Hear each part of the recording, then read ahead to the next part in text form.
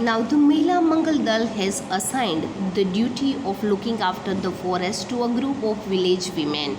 The responsibility is shared among 15 women in rotation. Thus, the duty of each woman comes after 15 days. As one woman said, on these days we leave our work and protect the forest because our oak trees are like our children. Once, when a migrant shepherd allowed his goats to graze in the protected forest area, the women took away the goats and fined the shepherd rupees 200. Villagers themselves are fined up to rupees 100 for cutting trees for firewood. Firewood એટલે બળતણ, fine એટલે દંડ, assign એટલે કામ માટે રોકવું, rotation વારાફરતી. સમજૂતી જોઈએ તો મહિલા મંગલ દળ છે એમાં હવે નક્કી થઈ જાય છે, ગ્રુપ બનાવવામાં આવે છે, 15 દિવસ પ્રમાણે ડ્યુટી નક્કી કરવામાં આવે છે વારાફરતી.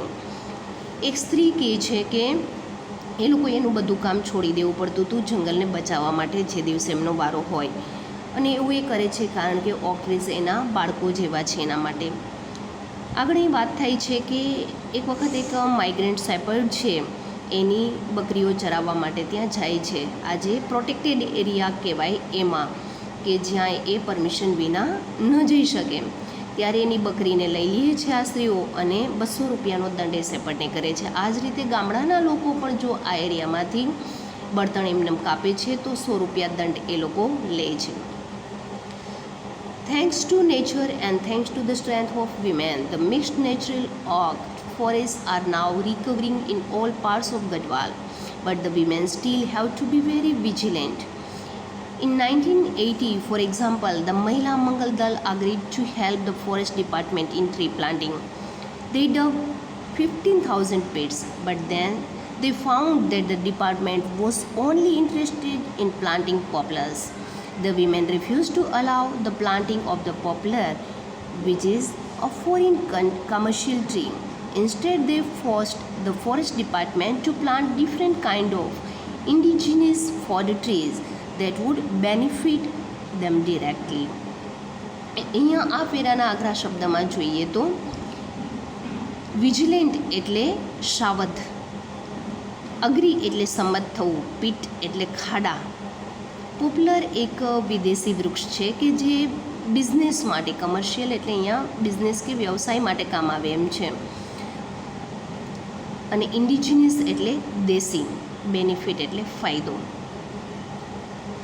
આગળ અહીંયા આવે છે કે પ્રકૃતિનો આભાર અને સ્ત્રીઓની જે તાકાત છે એનો પણ આભાર કે આવા જે નેચરલ ઓકના જે જંગલ હતા એને ગઢવાલ વિસ્તારમાં એ લોકોએ બચાવ્યા. પણ હા, સ્ત્રીઓએ સાવધ તો હજુ પણ રહેવું પડ્યું કારણ કે 1980નું એક એક્ઝામ્પલ છે કે મહિલા મંગલ દળ છે એ સહેમત થાય છે ફોરેસ્ટ ડિપાર્ટમેન્ટનું જે આ વૃક્ષો વાવવાનો જે નિયમ આવે છે એમાં, અને એ લોકો 15,000 ખાડા ખોદી પણ નાખે છે. પણ જ્યારે એને ખબર પડે છે કે ફોરેસ્ટ ડિપાર્ટમેન્ટ તો એમાં પોપ્લર વાવવામાં ઇન્ટરેસ્ટેડ છે ત્યારે સ્ત્રીઓ ના પાડી દે છે એ વાવવા માટે કારણ કે આ ફોરેન કમર્શિયલ ટ્રી છે. એને બદલે એ કહે છે કે એ લોકોએ દેશી વૃક્ષો છે વાવવા કે જે એ લોકોને સીધે સીધા ચારા માટે અને બીજા કામ માટે ફાયદાકારક હોય. Thus, the natural forests are now regenerating in the hilly areas in many parts of Uttar Pradesh, in addition to supporting local agriculture and animal husbandry. The regenerated forests have reduced the intensity of floods and soil erosion and have ensured a permanent water supply. The practice of community protection of forests has spread to many neighboring villages. In fact, this is probably the એમ કરીને અહીંથી અટકે છે કારણ કે આ એક લેખમાંથી લીધેલું છે જે અહીં સુધી આપણા સ્ટડીમાં આવે છે વિલેજીસ સુધી. અઘરા શબ્દ બાકીના જોઈએ તો હસબેન્ડરી એટલે ઢોરુછેર, ઇન્ટેન્સિટી એટલે પ્રવાહ કે વેગ, સોઇલ ઇરોઝન એટલે જમીનનું ધોવાણ, પ્રોબેબલી એટલે શક્યતા, ટેકલ એટલે સમજપૂર્વક નિકાલ કરવો. સમજૂતી જોઈએ તો આજે નેચરલ ફોરેસ્ટ, પ્રાકૃતિક જે જંગલો છે ઉત્તર પ્રદેશના એ પુનર્જીવિત થઈ રહ્યા છે.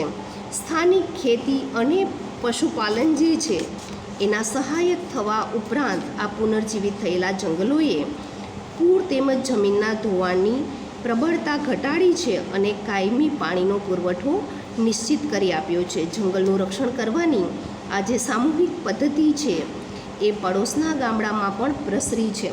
હકીકતમાં ભયંકર તાકીદના આ રાષ્ટ્રીય કાર્ય માટે માત્ર આ એક જ કદાચ અસરકારક રસ્તો છે.